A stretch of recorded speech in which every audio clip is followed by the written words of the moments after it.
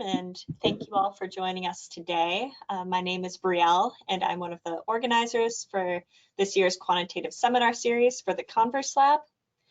And I'll begin by acknowledging the Coast Salish peoples of this land, the land which touches the shared waters of all tribes and bands within the Squamish, Tulalip, and Muckleshoot nations. We also acknowledge that we live and work on the ancestral lands of the Duwamish people, the first people of Seattle. So today I'm very excited to introduce our speaker today, Ed Tekwa. Ed is a Hake, if I pronounced that correctly, a postdoctoral fellow at the University of British Columbia. As a quantitative biologist, they apply evolutionary theory and novel statistics to ecological and socio-ecological problems. Ed is a first-gen everything, non-binary, and is passionate about fashion and bicycling in the snow, which sounds like a really fun activity. All right, so you can take it away, Ed. Thank you so much. Thanks so much. And I want to thank Dan Schindler and Tim Messentine for facilitating this opportunity for me to speak. Yes, I don't know if there's enough snow in Seattle for biking, but it's really fun. And right now I'm in Toronto and the lake is frozen and can actually go bike on the ice, but it's better to skate on it, I guess. So yeah, thanks again for being here. Today we're talking about confronting biases in biodiversity science. So biodiversity is something that's really important and multifaceted for human well-being. At the ecosystem level, different kinds of organisms provide different kind of ecosystem services to us. They also interconnected to each other through provision of food, habitat, carbon sequestration. They contribute to atmospheric regulation as well as they control disease dynamics. At a lower level, focusing on the species level, we often concerned about animal diversity and how it contributes to adaptation under environmental change, such as warming.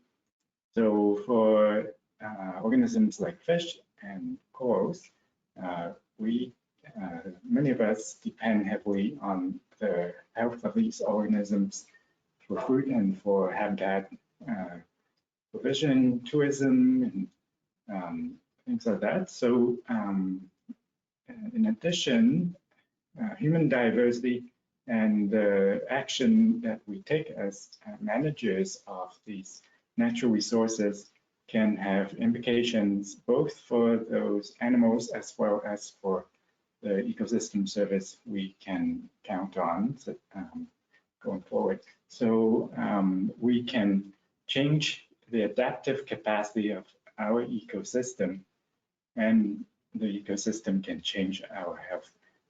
So we are an interconnected system, and biodiversity is is my focus in my research. And I would broadly classify my research into two themes.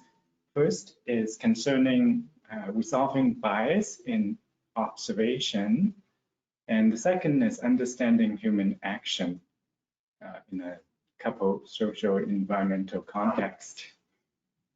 And I think bias in observation is something very critical, especially at the large ecosystem scale.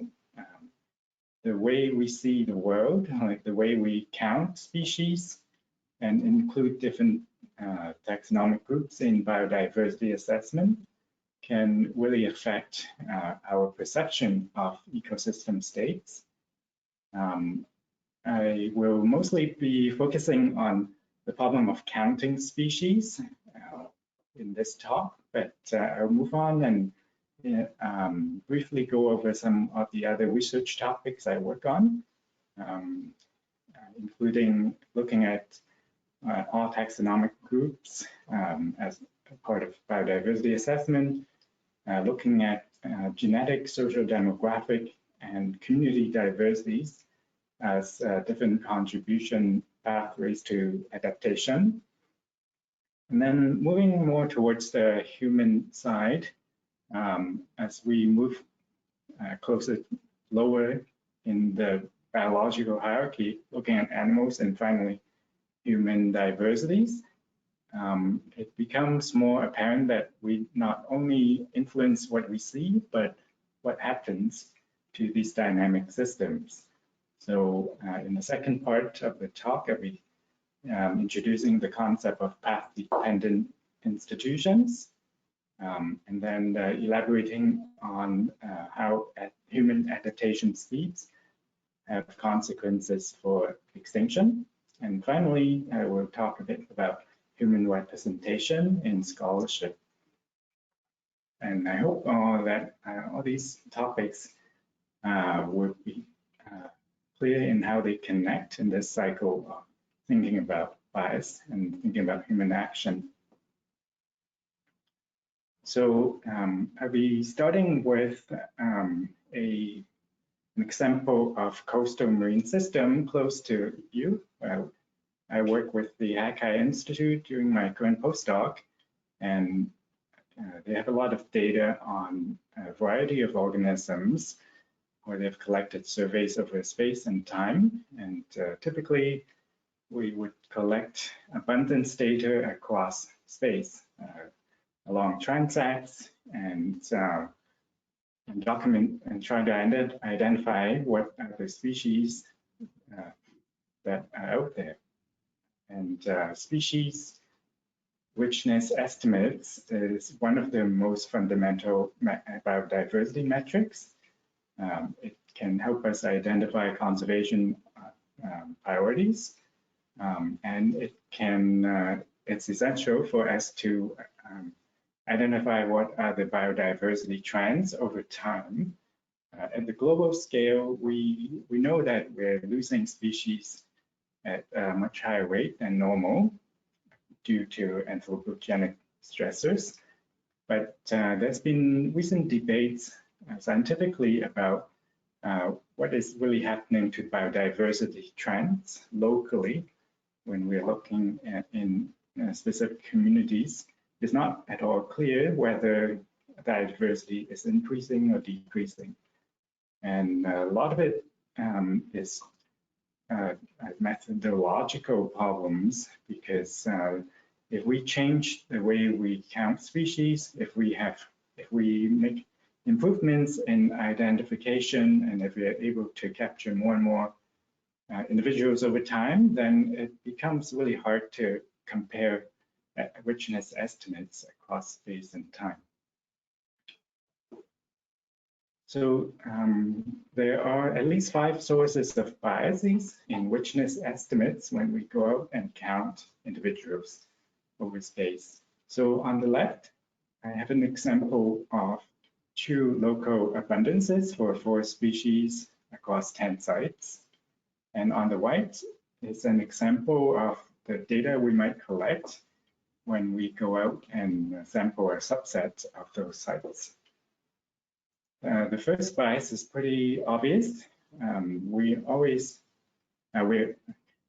almost always subsample. So we're only able to sample a few sites out of all the sites out there. So that's going to reduce our ability to detect species. The second bias is that we can probably only observe a small fraction of individuals that are out there within the sites that we sample. Third bias is some species are just low in abundance.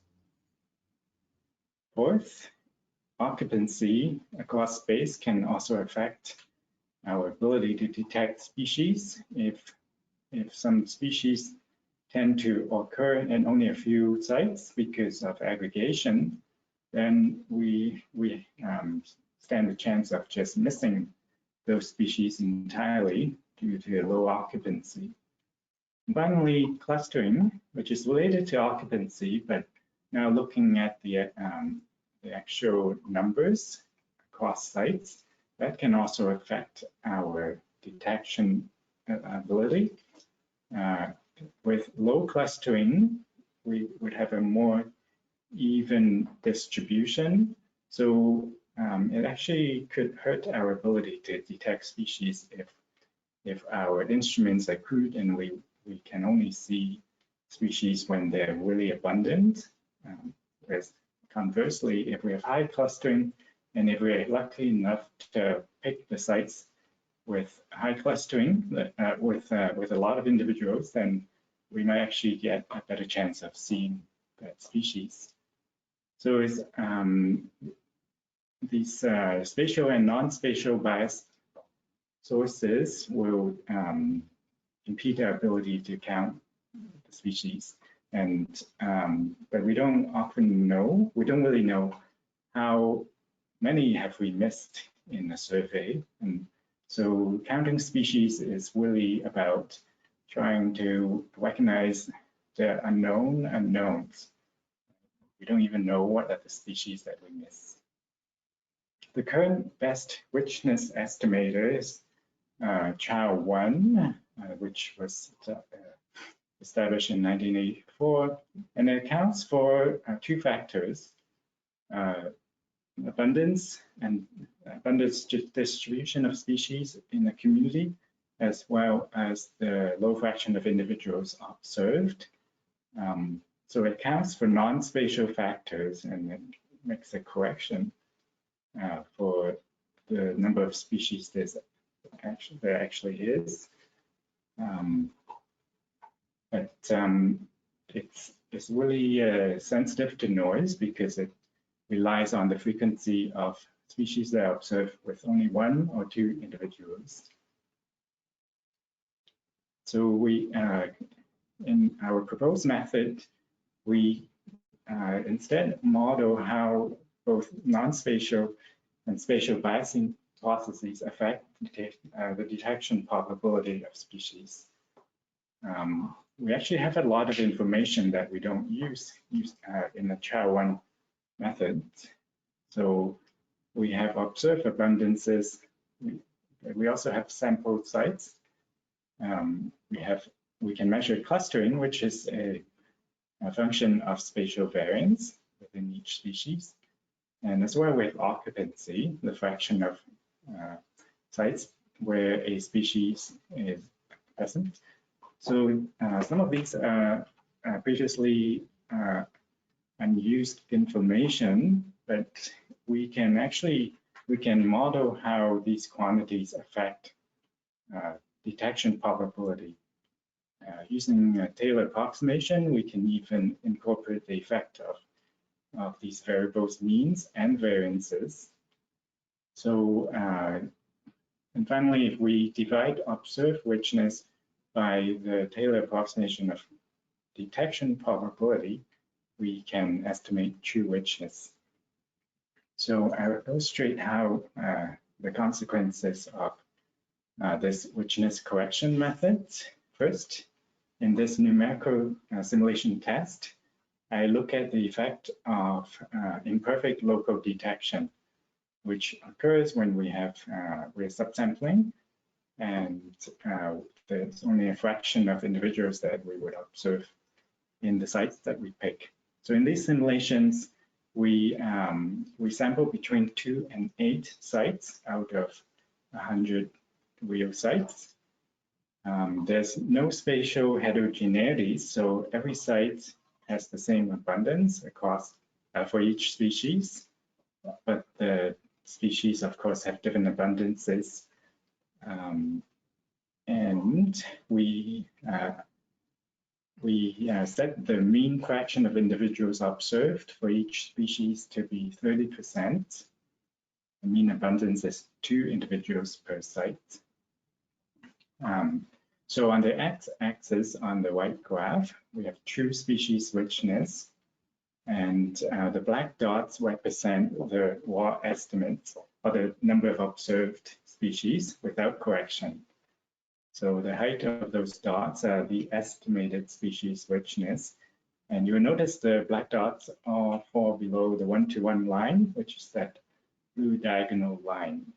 That line is what you would expect if your estimate is perfect. So, for example, if the true richness in the simulation is 80, we want our estimator to return 80 species because of the low fraction of individuals observed in the subsampling. The black dots are below the 1-to-1 line. We also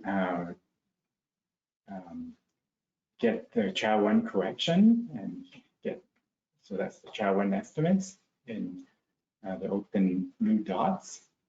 And finally, the red dots are the estimates from our proposed method, which we call the Taylor 2 method. Okay, and we measure the performance of these estimators in 3 ways. First is the slope, which estimates how much does richness rise with true richness. So if there is a downward bias with true richness, that slope will be below 1. The second measurement is our square star, which is how close are the estimates to the 1-to-1 line. The third set of measurement is pairwise comparison accuracy.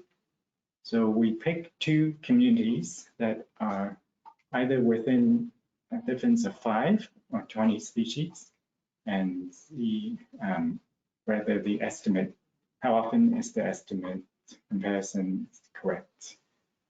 With a coin flip, you would get about 50% pairwise comparison accuracy. And a difference of 5 species might be something you would expect if you're trying to detect that biodiversity trends across a decade. With 20 is a pretty large difference, which you might expect only when you compare very different communities across space. And we see the raw slope, the raw estimates have quite a bit of bias and a low pairwise comparison accuracy. The CHA1 makes pretty good improvement across the board, but the pairwise comparison didn't really improve.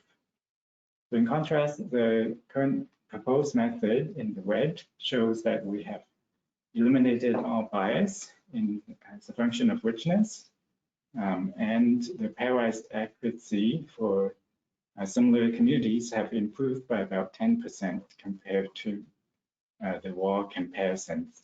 So that could be really important in gaining statistical power in biodiversity assessments. The second test we conduct is imposing spatial heterogeneity.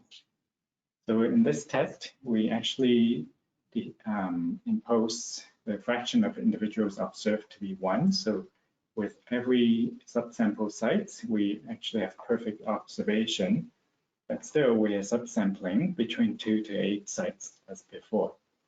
And then the other difference is that we have clustering, high clustering and low occupancy. So a clustering of 4 means that in the sites where a species is found, they tend to be found at 4 times the density than on average across all sites. As well, occupancy is about 50%. So in this test, the uncorrected slopes or the uncorrected estimates perform similarly to the previous case. So even with perfect local detection, we still have a lot of downward bias in richness estimates. The CHA1 correction actually doesn't make much of an improvement in this case, and which can be expected because the method doesn't account for spatial heterogeneity explicitly. But the proposed method, the Taylor 2 method, has improved in terms of reducing bias, although it still has bias as a function of true richness, with that is indicated by that slope of 0.85. But again, the pairwise accuracy has improved about 10% compared to no correction. So we show that this method actually doesn't require us to independently estimate human error. So so it doesn't actually matter if it's different people or different instruments measuring diversity across communities or across time within communities. This method can actually account for those differences. And as a consequence, this method allows us to make richness comparisons more reliable across methods, like across survey types, across space, and across time. So I move on to another source of bias, and this is in macroecology and global biodiversity assessment. Often there's a debate between microbiologists and macroecologists on what dominates the world. And microbiologists often think that microbes are the dominant organisms, whereas macroecologists usually cite large plants as being dominant in our biosphere. We can quantify these kind of debates in using a body size biomass spectrum. So plotting log body size on the x-axis and biomass on the y-axis, and tally all the organisms at them up.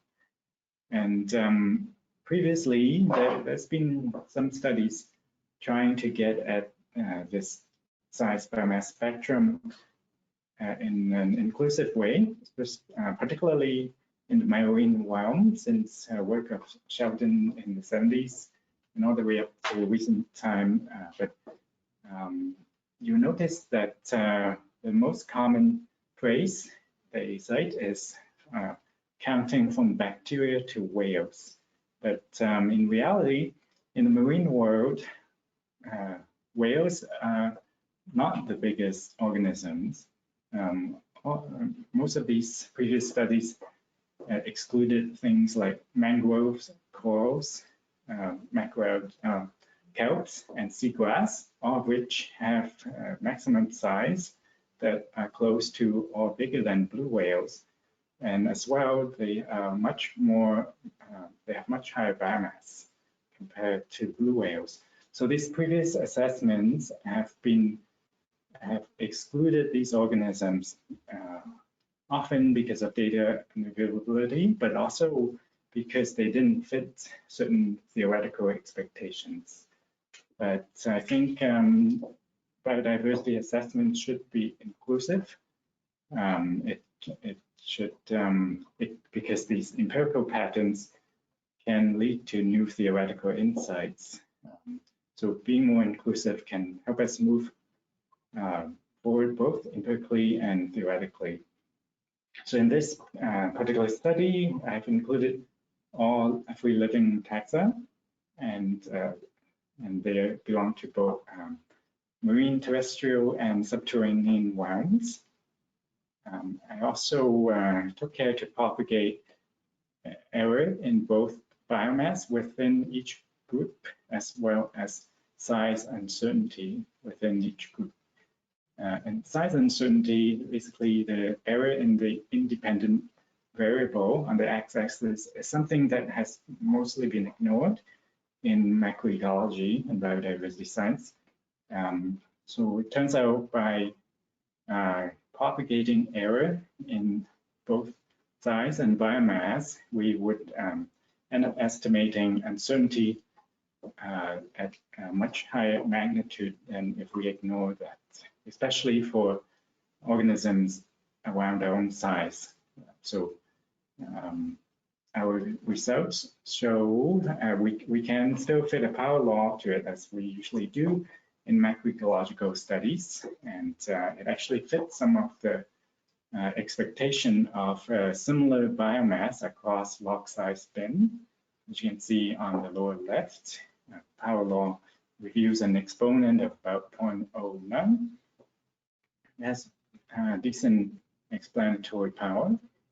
But if we move beyond and think about the nonlinear relationship, using a Gaussian mixture statistics, for example, which is a mixture of two or more Gaussian slopes. In this case, two components give us a much improved explanatory power compared to the power law, and it reveals a new global pattern, which is that size biomass is at least bimodal, with high biomass concentration at both the small and large size. So both microbiologists and macroecologists were partly correct. These two kinds of organisms do dominate the world. So we showed that taxonomic inclusion reveals new ecosystem patterns, power laws only first order descriptions, and error propagation in both X and Y axes are critical to evaluating uncertainty.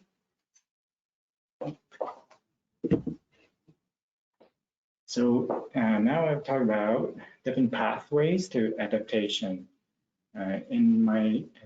In many people's work, and including some of my work with colleagues at UW, we consider how genetic and spatial demographic pathways to adaptation will influence things like coral reefs.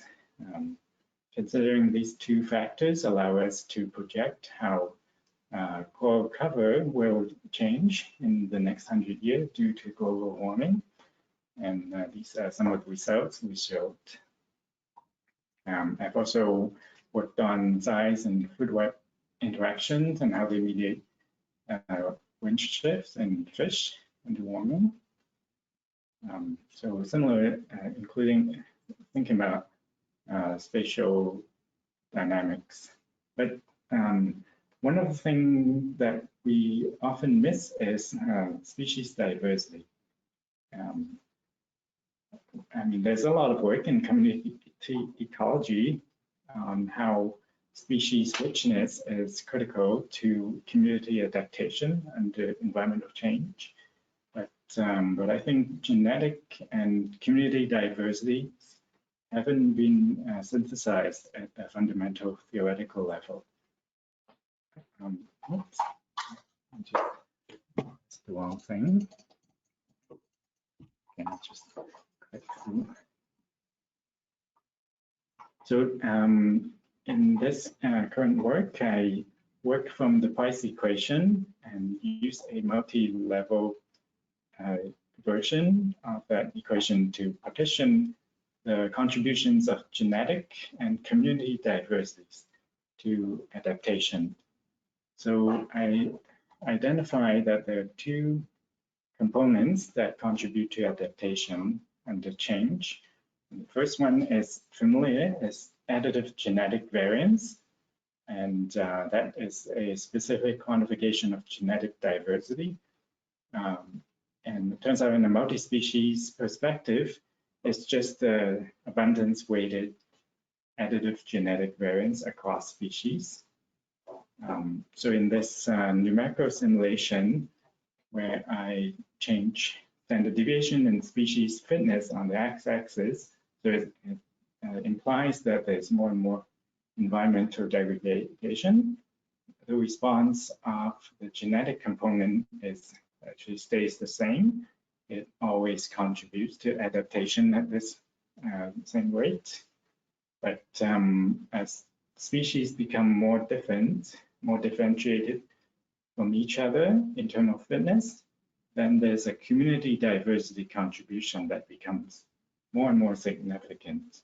And that component can be quantified as the covariance between abundance-weighted species fitness and at time 1 and this fitness at time 2.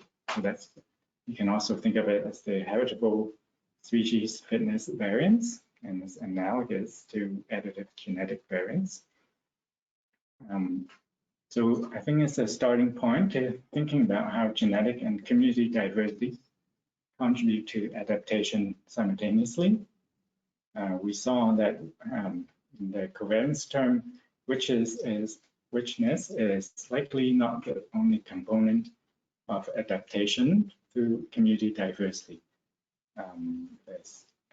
It's still a very limited version of theoretical synthesis because things like non-additive effects are not hard to deal with, but that's one of the future theoretical extensions I'm thinking about. But if we can succeed along this line of work, we can then empirically assess adaptive potential of communities such as coral reefs in terms of both genetic diversity and community diversity. So now we're talking about the human side of socio-ecological systems. In this study, I looked at marine commercial fisheries around the world and looked at the conservation or sustainability behavior across dataset, multi-decadal datasets. We wrote a model accounting for both economic and ecological dynamics and identify that there's one parameter that controls human behavior that is has an economic and ecological component. So on the x-axis, that's the variable of interest, cost over benefit times log of maximum sustainable yield. It turns out that variable is a bifurcation parameter. As it increases, harvest weight, the equilibrium stable harvest weight, goes from being a single solution at the harvest rate that attains maximum sustainable yield to a region of biostability where overexploitation and conservation are alternative stable states. And this result differs from previous research based on optimization by imposing in a myopic adaptive process on the human policy side. So we assume that stock dynamics occur quickly, whereas policy gets updated at a slower time scale. When this happens, we get path dependence. So we showed by fitting the model to data across time that species or fisheries that start off even slightly overexploiting, we tend to converge on that strongly overexploiting equilibrium, whereas other fisheries with the same ecological and economic characteristics, if they start off conserving even slightly, they will end up on that strong conservation equilibrium. And this also has interesting implications on biodiversity assessment, actually. If we think about, if we didn't have all this data, think about a management institution that only keeps track of ecosystem services, which include economic rent, showing the dollar signs, and the amount of fish that you catch per year. Whether if you're in that bistable regime, whether you're conserving or overharvesting, you would get the same ecosystem services. Okay. So in that, in those illustrations on the right, you get $3 and 3 fish every year, in both states. So you can actually identify what is the underlying ecosystem state. What we don't see is those fish that remains uncaught. We don't know maximum sustainable yield, and thus we don't actually know harvest weight if we don't have independent assessments. So I think it illustrates why independent biodiversity assessment is essential in complex systems. It also illustrates why a sustainability transition and why scientific unbiased assessments are disincentivized when we think about policy and science.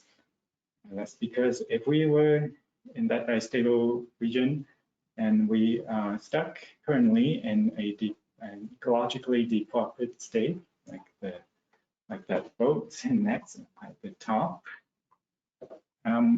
even if we realize that there is an alternative that is maintaining a much higher standing stock and harvesting a much smaller portion of it, we would in the long term sustain the same economic rent as well as the amount of fish we catch. But to get there, if the economic and ecological conditions stay the same, we would have to make a transition that is suboptimal. We would have to get through a harvest rate. We have to start decreasing harvest rate, right? And we have to get to a stage where the harvest rate actually gives us more fish, but due to diminishing economic returns, it actually yields less economic rent. So it's something that's disincentivized in a socioeconomic system to get from a depopulated state to a ecologically more desirable state. And that's why there's biostability in this system in the first place.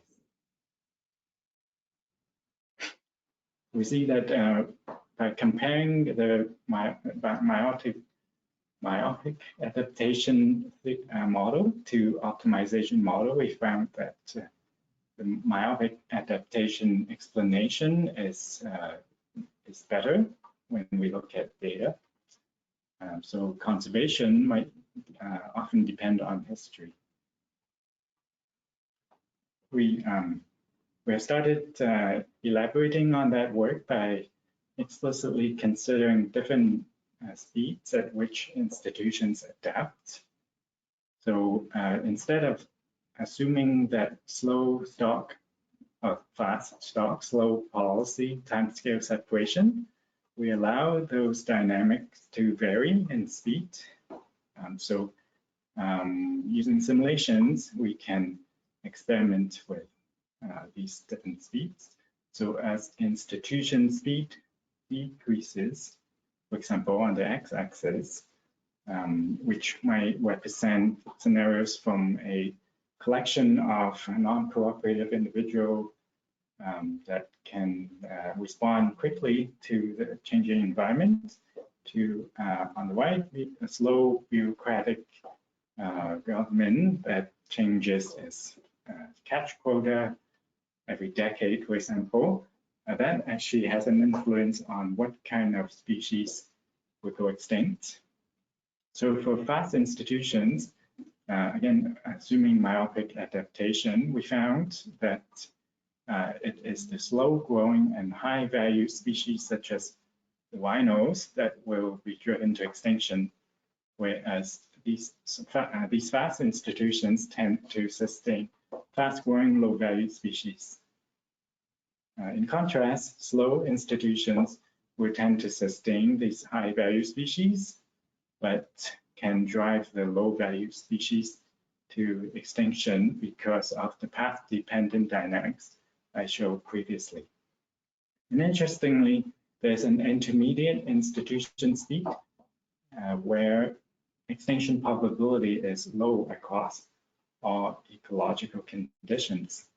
So I think we showed that institutional diversity is important, and it confirmed some of Ostrom's studies in the past that showed different institutions can achieve sustainability. But in addition, we showed that different institutions actually sustain and overexploit different kinds of species. So finally, I will talk a bit about human representation. I've been involved with a lot of equity, inclusion, and diversity initiatives in science, including think about gender diversity, disciplinary and ethnic diversities, as well as socioeconomic diversity.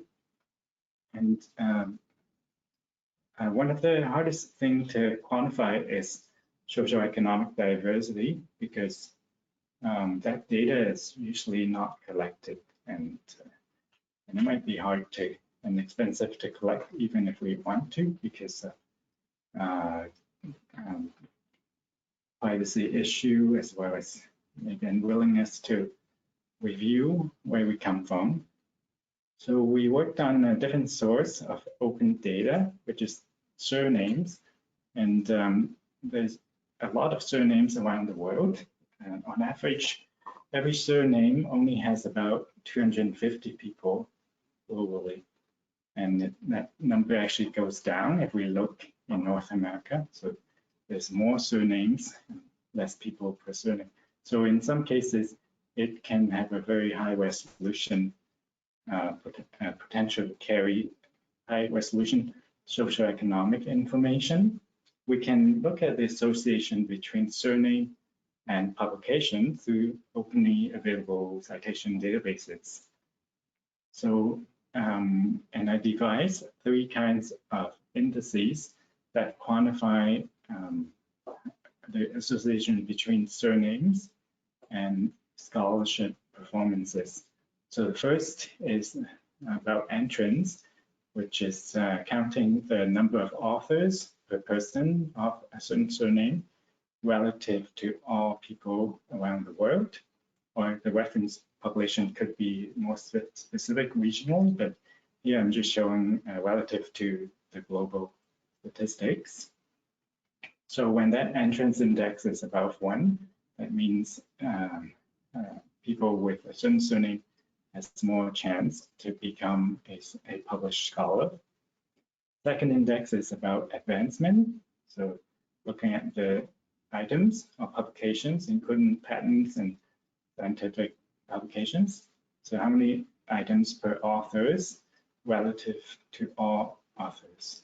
So that's, yeah, comparing to all other scholars. And if it's below 1, that means even if you become a scholar, you tend to be at a disadvantage in publication. And then finally, the publication index is just entrance times advancement indices, which shows the relative number of items relative to all people. So it can help us think about different inequalities at different career stages in scholarship. A couple of interesting examples, looking at the most common names. The most common name in the world, on the top row, we see that they actually have a higher entrance index than the global average. But among authors, they tend to publish less.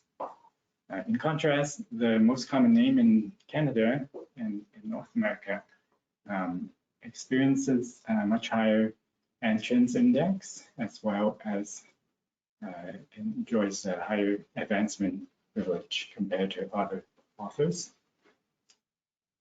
To illustrate that surnames carry strong socioeconomic signals, we look at surnames that are associated with wealth within Canada.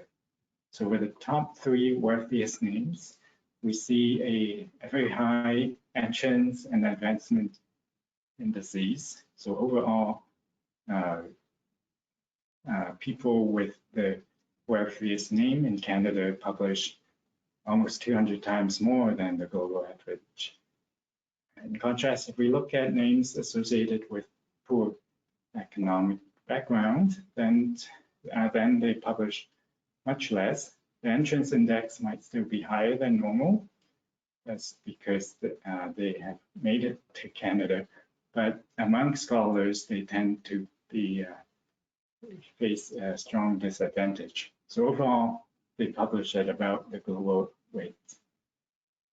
how we can use these data is we can quantify the entrance and advancement indices for names within a firm, such as in a department, an institution, or a company. And the null expectation should be that these indices should be 1 if they represent the general population. And if it's not, then that means these firms are drawing candidates from a historically privileged population. So I think we show that surnames contain otherwise inaccessible socioeconomic information and is openly available with almost exhaustive data in terms of publication. And some surnames are historically underrepresented in scholarship.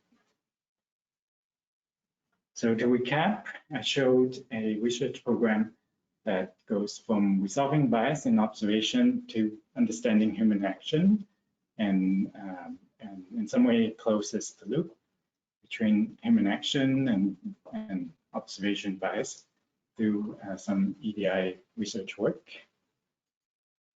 And so I think in conclusion, I learned that it's important to recognize our own bias in counting and inclusion, because we're prone to be locked into alternative pathways and lack of representation through path-dependent adaptation.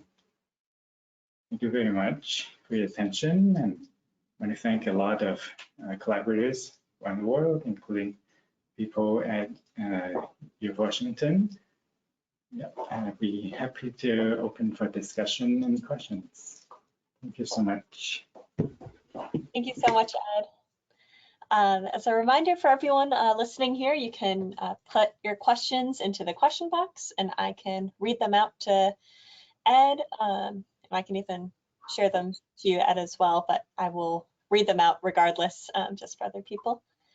So yeah, whenever you, or you can raise your hand and I can unmute you as well if you'd prefer to ask a live question.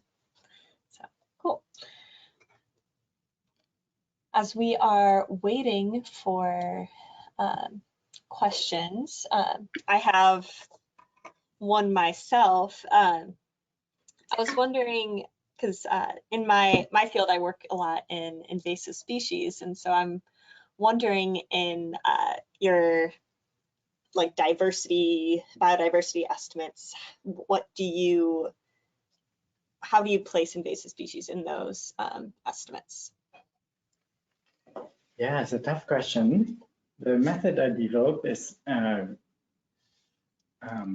quite generic and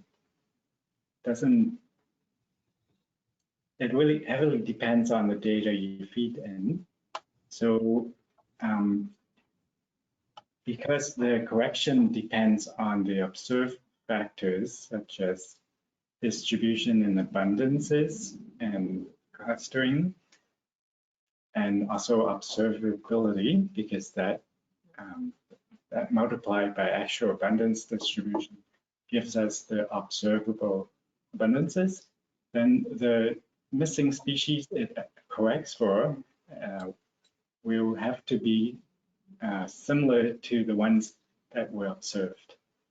And in fact, you know, the most intuitive way to think about it is if we count the number of fish and number of fish species in a particular sea, then the correction is not going to give us the true diversity estimates for bacteria and fish, because those are not represented in our observation.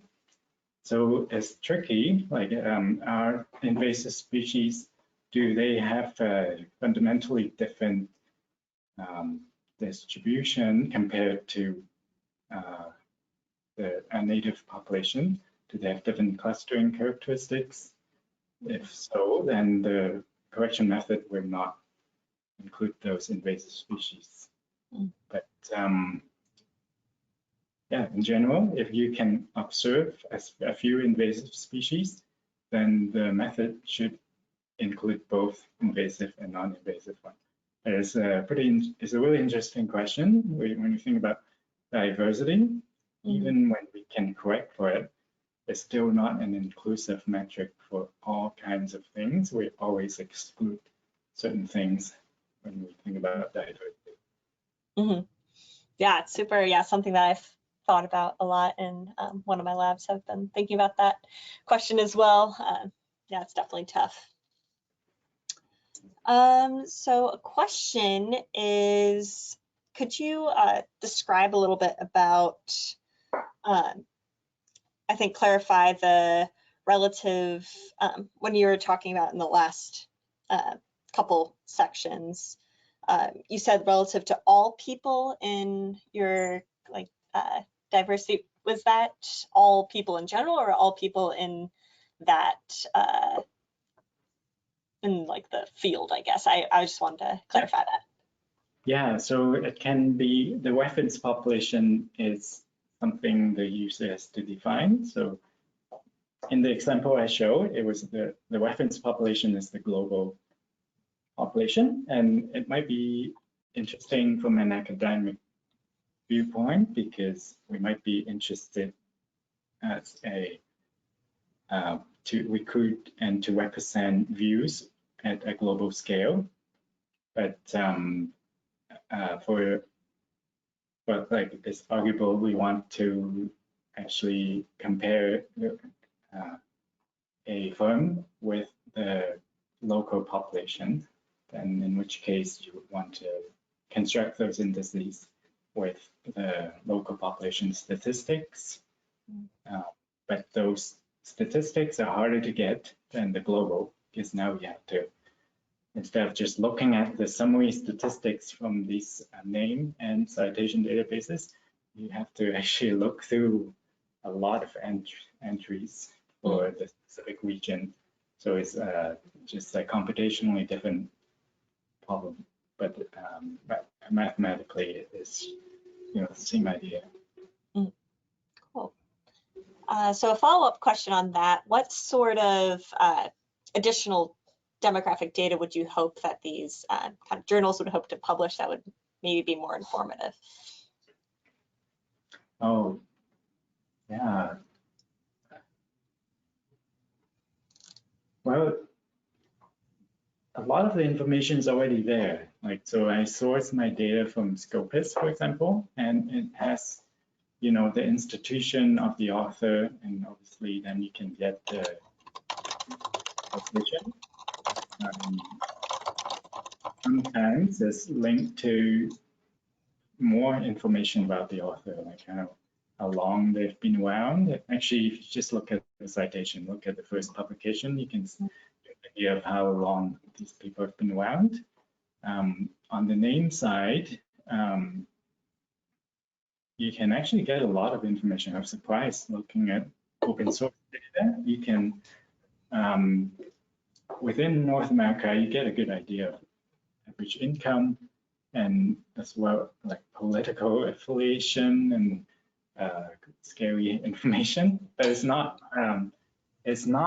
like it's anonymous in a funny way. Like even though it's about names, like you can't get information for a particular combination of first name and surname. But you can get association with surname as well as with first name. But first names has less heritability, so it's harder to think about what kind of information you get. What you would get is more of the perception piece, like how is there an influence of how people think or how you think of yourself because of your first name. With similar, like that effect might still carry over in surnames, but then it has that additional pretty strong inheritance components. So you can actually get information like, probability of a name being associated with certain language and so on. But my personal view is I would think of surname as just a different axis from other other kinds of social information such as gender and race, because those associations are not certain within surnames. Some surnames are so common, they will include a lot of different heritages. For sure. Well, cool. So it looks like we don't have any more questions right now. I'll just wait another minute or so. But yeah, are you planning on doing anything with all of that information from that last kind of section? Because it seems like all the other sections were cool and published in a lot of different areas. I'm wondering if you're trying to expand on that one. Yeah, I'm working with a couple of co-authors pretty slowly, but it's, yeah, if you're interested, let me know. We can think about what kind of research we can do with it. I think it's like such a huge untapped source of information, but it's also, I'm aware it can be very controversial, as it is with any other measurement of human diversity. We're always concerned about how this information is going to be used, and what it implies and doesn't imply. You know, like I don't want to imply that we are against heritable academic success, right? I want privilege for my child too, but at the same time, we need to acknowledge these path-dependent processes occurring in academia and how underrepresentation could affect our ability as a scientific community to communicate with the public and to enact certain policies that are global in scope. Well, cool. Yeah, thanks for that. So Kelly Mystery just had a comment saying thanks for presenting to us, and they're all awesome ideas that you shared. So yeah, I guess since there's no more questions, I guess we can end just a minute early. But thank you so much again, Ed, for presenting, and your talk will be uploaded shortly next week on our website. So thank you so much.